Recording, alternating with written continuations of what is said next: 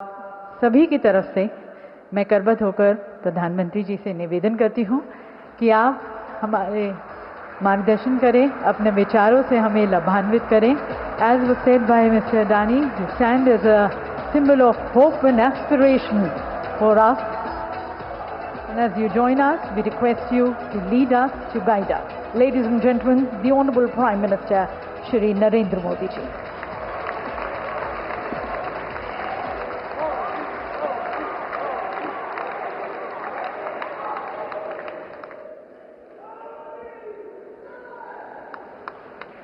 राजस्थान के राज्यपाल श्री हरिभाऊ बागड़े जी, यहाँ के लोकप्रिय मुख्यमंत्री श्री भजनलाल जी शर्मा, राजस्थान सरकार के मंत्रीगण, सांसदगण, विधायकगण, इंडस्ट्री के साथी,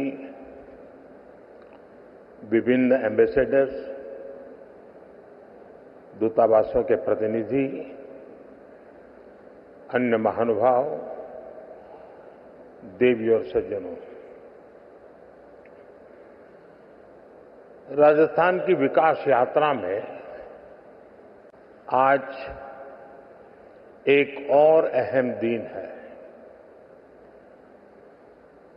देश और दुनिया से बड़ी संख्या में डेलीगेट्स, इन्वेस्टर्स यहां पिंक सिटी में पधारे हैं। यहां उद्योग जगत के भी अनेक साथी मौजूद हैं। राइजिंग राजस्थान समिट में आप सभी का अभिनंदन है। मैं राजस्थान की बीजेपी सरकार को इस शानदार आयोजन के लिए बधाई दूंगा। साथियों, आज दुनिया का हर एक्सपर्ट, हर इन्वेस्टर भारत को लेकर बहुत ही उत्साहित है। रिफॉर्म, परफॉर्म, ट्रांसफॉर्म के मंत्र पर चलते हुए भारत ने जो विकास किया है वो हर क्षेत्र में नजर आता है। आजादी के बाद के 7 दशक में भारत दुनिया की 11वीं सबसे बड़ी इकोनॉमी बन पाया था। उसके सामने पिछले 10 वर्ष में भारत 10th लार्जेस्ट इकोनॉमी से 5th लार्जेस्ट इकोनॉमी बना है।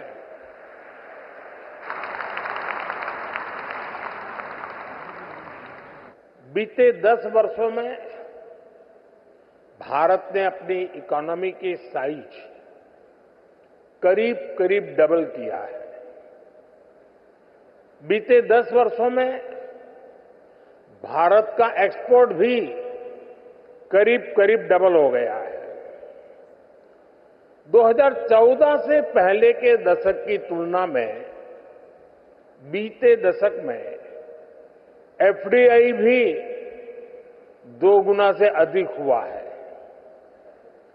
इस दौरान भारत ने इंफ्रास्ट्रक्चर का खर्च करीब 2 ट्रिलियन रुपए से बढ़कर 11 ट्रिलियन तक पहुंचा दिया है। साथियों, डेमोक्रेसी, डेमोग्राफी, डिजिटल डेटा और डिलीवरी की पावर क्या होती है, ये भारत की सफलता से पता चलता है। भारत जैसे डाइवर्स देश में डेमोक्रेसी इतनी फल फूल रही है, इतनी सशक्त हो रही है ये अपने आप में बहुत बड़ी उपलब्धि है। डेमोक्रेटिक रहते हुए मानवता का कल्याण ये भारत की फिलॉसफी के कोर में है। ये भारत का मूल चरित्र है। आज भारत की जनता अपने डेमोक्रेटिक हक के माध्यम से भारत में स्टेबल गवर्नमेंट के लिए वोट दे रही है। साथियों, भारत के इन पुरातन संस्कारों को हमारी डेमोग्राफी यानी युवा शक्ति आगे बढ़ा रही है। आने वाले अनेक सालों तक भारत दुनिया के सबसे युवा देशों में रहने वाला है। भारत में युवाओं का सबसे बड़ा पूल होने के साथ ही सबसे बड़ा स्किल्ड युवा वर्ग भी होगा। इसके लिए सरकार एक के बाद एक कई फैसले ले रही है। साथियों, बीते दशक में भारत की युवा शक्ति ने अपने सामर्थ्य में एक और आयाम जोड़ा। ये नया आयाम है भारत की टेक पावर, भारत की डेटा पावर। आप सभी जानते हैं कि आज हर सेक्टर में टेक्नोलॉजी का, डेटा का कितना महत्व है। ये सदी टेक ड्रिवन, डेटा ड्रिवन सदी है। बीते दशक में भारत में इंटरनेट यूजर्स की संख्या करीब 4 गुना बढ़ी है। डिजिटल ट्रांजैक्शन में तो नए रिकॉर्ड बन रहे हैं। और ये तो अभी शुरुआत है। भारत दुनिया को डेमोक्रेसी, डेमोग्राफी और डेटा की असली ताकत दिखा रहा है। भारत ने दिखाया है कि कैसे डिजिटल टेक्नोलॉजी का डेमोक्रेटाइजेशन हर क्षेत्र, हर वर्ग को फायदा पहुंचा रहा है। भारत का यूपीआई, भारत का benefit transfer scheme system, GeM, government e market place, ONDC, open network for digital commerce, ऐसे कितने ही प्लेटफॉर्म हैं जो डिजिटल इकोसिस्टम की ताकत को दिखाते हैं। इसका बहुत बड़ा लाभ और बहुत बड़ा प्रभाव हम यहां राजस्थान में भी देखने जा रहे हैं। मेरा हमेशा से विश्वास रहा है, राज्य के विकास से देश का विकास। जब राजस्थान विकास की नई ऊंचाई पर पहुंचेगा तो देश को भी नई ऊंचाई मिलेगी। साथियों, क्षेत्रफल के हिसाब से राजस्थान भारत का सबसे बड़ा राज्य है और राजस्थान के लोगों का दिल भी उतना ही बड़ा है।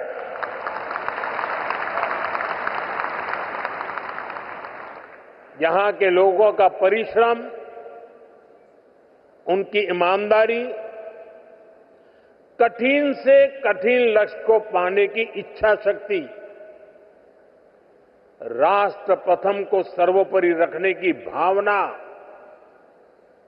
देश के लिए कुछ भी कर गुजरने की प्रेरणा, ये आपको राजस्थान की रज रज में, कण कण में दिखाई देती है। आजादी के बाद की सरकारों की प्राथमिकता ना देश का विकास था और ना ही देश की विरासत। इसका बहुत बड़ा राजस्थान नुकसान उठा चुका है। लेकिन आज हमारी सरकार विकास भी, विरासत भी इस मंत्र पर चल रही है और इसका बहुत बड़ा लाभ राजस्थान को हो रहा है। साथियों, राजस्थान राइजिंग तो है ही, रिलायबल भी है।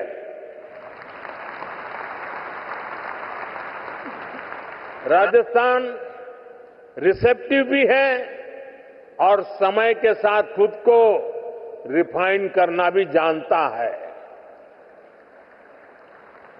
चुनौतियों से टकराने का नाम है राजस्थान।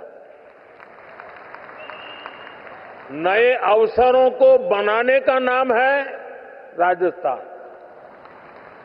राजस्थान के इस आर फैक्टर में अब एक और पहलू जुड़ चुका है। राजस्थान के लोगों ने यहां भारी बहुमत से बीजेपी की रिस्पॉन्सिव और रिफॉर्मिस्ट सरकार बनाई है। बहुत ही कम समय में यहां भजनलाल जी और उनकी पूरी टीम ने शानदार काम करके दिखाया है। कुछ ही दिन में राज्य सरकार अपने 1 साल भी पूरे करने जा रहा है। भजनलाल जी जिस कुशलता और प्रतिबद्धता के साथ राजस्थान के तेज विकास में जुटे हैं, वो प्रशंसनीय है।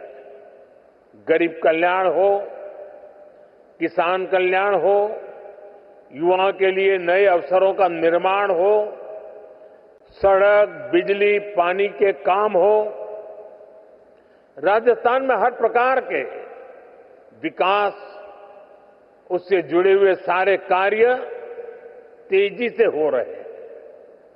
क्राइम और करप्शन को कंट्रोल करने में जो तत्परता यहां सरकार दिखा रही है, उसे नागरिकों और निवेशकों में नया उत्साह आया है। साथियों, राजस्थान के राइज को और ज्यादा फील करने के लिए राजस्थान के रियल पोटेंशियल को रियलाइज करना बहुत जरूरी है। राजस्थान के पास नेचुरल रिसोर्सेज का भंडार है। राजस्थान के पास आधुनिक कनेक्टिविटी का नेटवर्क है। एक समृद्ध विरासत है, एक बहुत बड़ा लैंडमास है और बहुत ही समर्थ युवा शक्ति भी है। यानी रोड से लेकर रेलवे तक, हॉस्पिटैलिटी से हैंडीक्राफ्ट तक, फार्म से लेकर फोर्ट तक राजस्थान के पास बहुत कुछ है। राजस्थान का ये सामर्थ्य राज्य को इन्वेस्टमेंट के लिए बहुत ही एट्रैक्टिव डेस्टिनेशन बनाता है। राजस्थान की एक और विशेषता है, राजस्थान में सीखने का गुण है, अपना सामर्थ्य बढ़ाने का गुण है और इसलिए तो अब यहां रेतीले धोरों में भी पेड़ फलों से लद रहे हैं।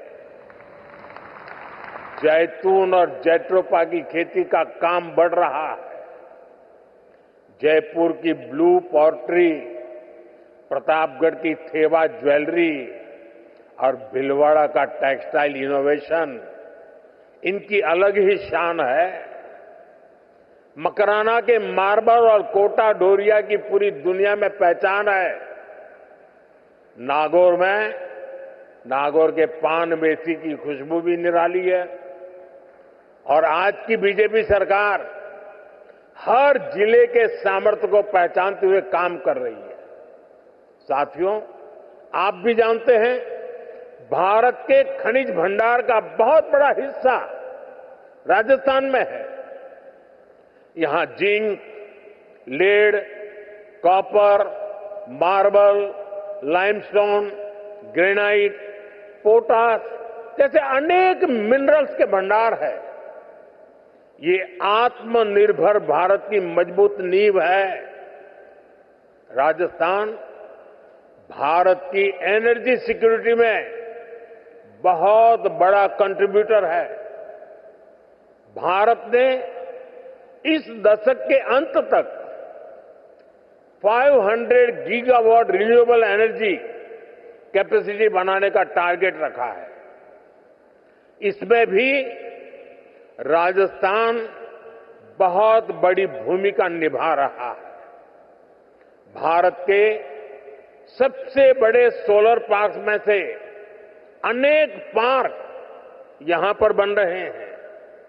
साथियों, राजस्थान दिल्ली और मुंबई जैसे इकोनॉमी के दो बड़े सेंटर्स को जोड़ता है।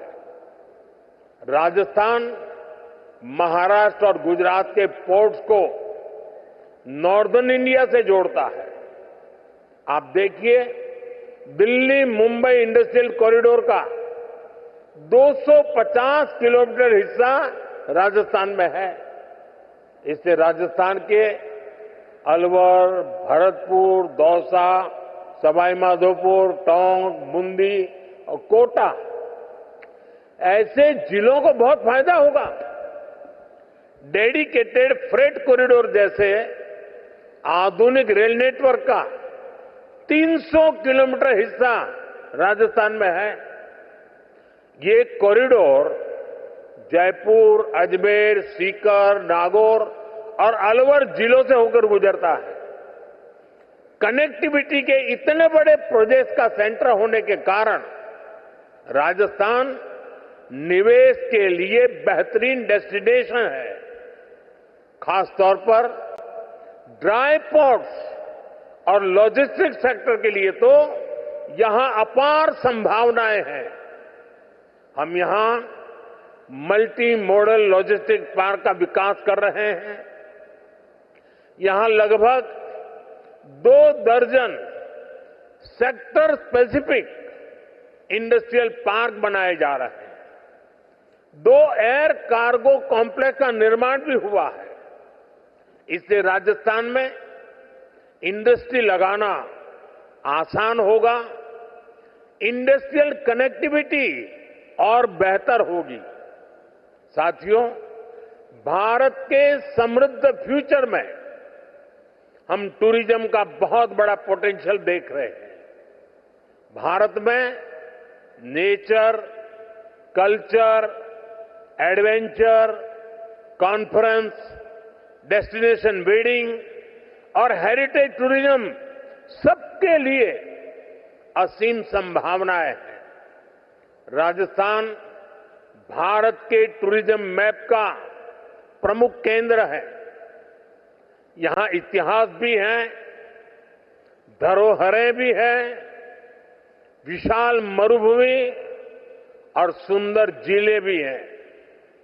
यहां के गीत, संगीत, खान पान,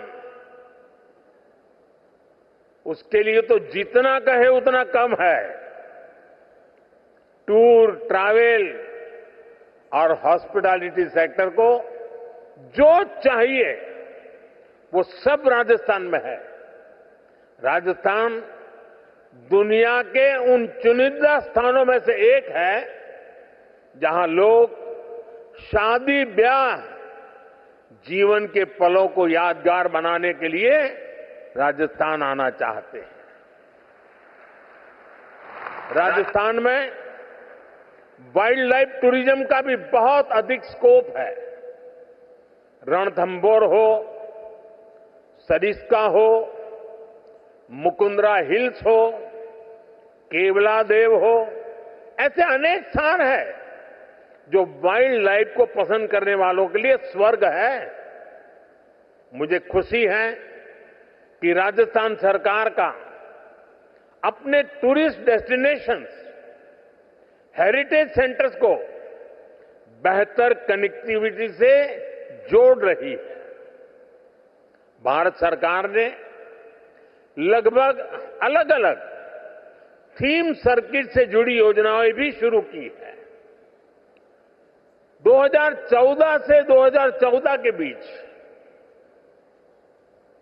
10 साल में भारत में 5 करोड़ के आसपास विदेशी टूरिस्ट आए थे, जबकि 2014 से 2024 के बीच भारत में 7 करोड़ से ज्यादा विदेशी टूरिस्ट आए।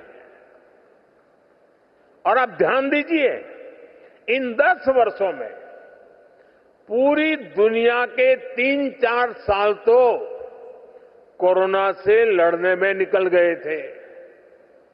कोरोना काल में टूरिज्म ठप पड़ा था। इसके बावजूद भारत में आने वाले टूरिस्ट की संख्या इतनी ज्यादा बढ़ी है। भारत ने अनेक देशों के टूरिस्ट को ई वीजा की जो सुविधा दी है, उससे विदेशी मेहमानों को बहुत मदद मिल रही है। भारत में आज डोमेस्टिक टूरिज्म भी नए रिकॉर्ड बना रहा है। उड़ान योजना हो, वंदे भारत ट्रेनें हो,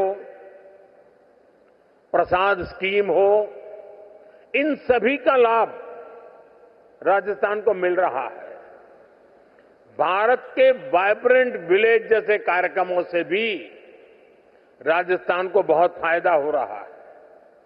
मैंने देशवासियों से मेड इन इंडिया का आह्वान किया है।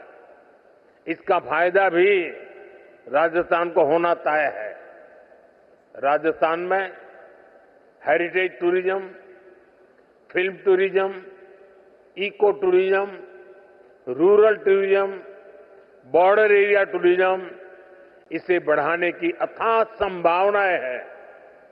इन क्षेत्रों में आपका निवेश राजस्थान के टूरिज्म सेक्टर को ताकत देगा और आपका बिजनेस भी बढ़ाएगा।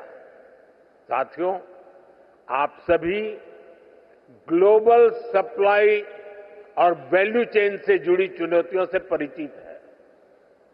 आज दुनिया को एक ऐसी अर्थव्यवस्था की जरूरत है जो बड़े से बड़े संकट के दौरान भी मजबूती से चलती रहे, उसमें रुकावटें न आए। इसके लिए भारत में व्यापक मैन्युफैक्चरिंग बेस का होना बहुत जरूरी है। ये सिर्फ भारत के लिए ही नहीं, बल्कि दुनिया की इकोनॉमी के लिए भी आवश्यक है। अपने इसी दायित्व को समझते हुए भारत ने मैन्युफैक्चरिंग में आत्मनिर्भरता का एक बहुत बड़ा संकल्प लिया है। भारत अपने मेक इन इंडिया प्रोग्राम के तहत लो कॉस्ट मैन्युफैक्चरिंग पर बल दे रहा है। भारत के पेट्रोलियम प्रोडक्ट्स, भारत की दवाएं और वैक्सीन, भारत का इलेक्ट्रॉनिक सामान, इसमें भारत की रिकॉर्ड मैन्युफैक्चरिंग से दुनिया को बहुत बड़ा फायदा हो रहा है। राजस्थान से भी बीते वर्ष करीब करीब 84,000 करोड़ रुपए का एक्सपोर्ट हुआ है। 84,000 करोड़ रुपीस। इसमें इंजीनियरिंग गुड्स, जेम्स और jewellery, textiles, handicraft, agro food products भी शामिल है।